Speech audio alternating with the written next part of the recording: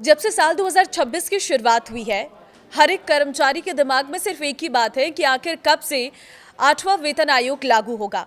इंतजार लंबा अब नहीं रहने वाला है, क्योंकि जैसे ही नए साल की शुरुआत हो गई है, सरकार ने अपनी प्लानिंग शुरू कर दी है।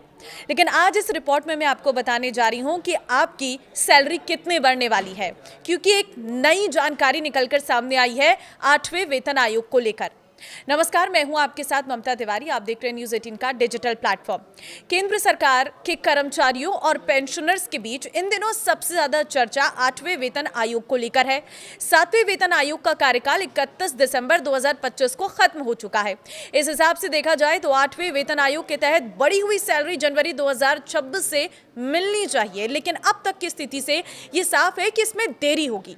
वजह ये है कि 8वें वेतन आयोग की सिफारिशें तैयार होने में अभी काफी वक्त लगने वाला है। माना जा रहा है कि आयोग अपनी रिपोर्ट 2027 के मध्य या अंत तक ही सरकार को सौंप सकता है, तो इंतजार अभी और थोड़ा लंबा होना पड़ेगा। लेकिन इसके बाद सरकार की मंजूरी मिलने पर नई सैलरी और पेंशन का ऐलान होगा।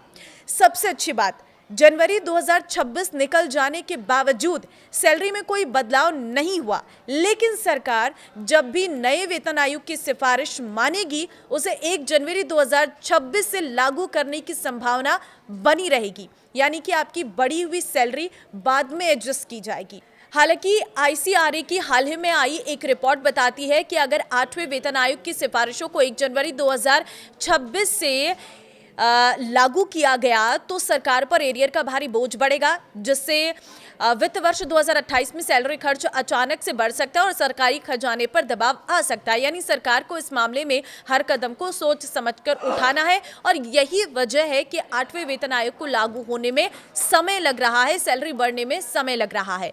लेकिन एक अच्छी बात यह है कि अब इसका एक अनुमान जो है वो निकलकर सामने आया है कि आखिर कितनी सैलरी बढ़ेगी और किस दिन से बढ़ सकती है, कितनी बढ़ी हुई सैलरी आपके अकाउंट में आएगी।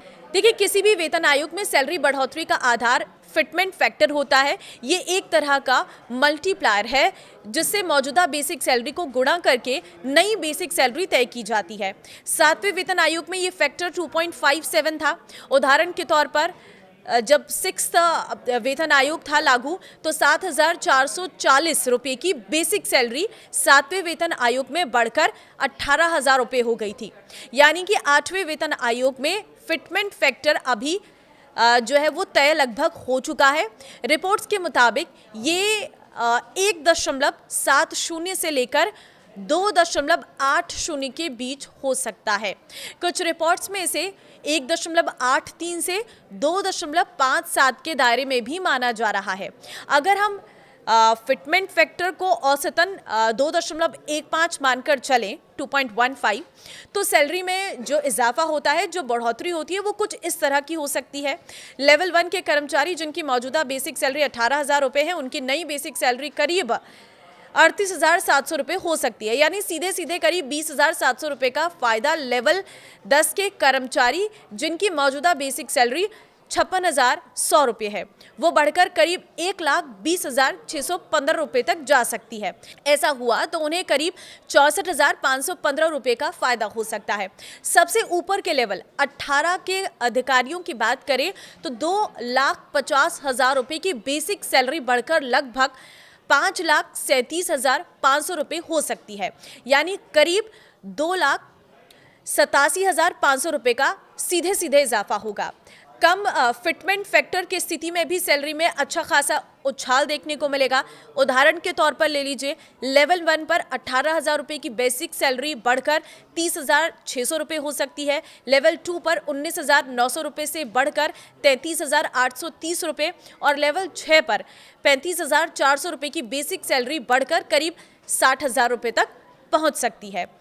एक सवाल ये भी कि क्या अलग अलग लेवल के कर्मचारियों के लिए फिटमेंट फैक्टर अलग अलग होगा या एक ही रहेगा।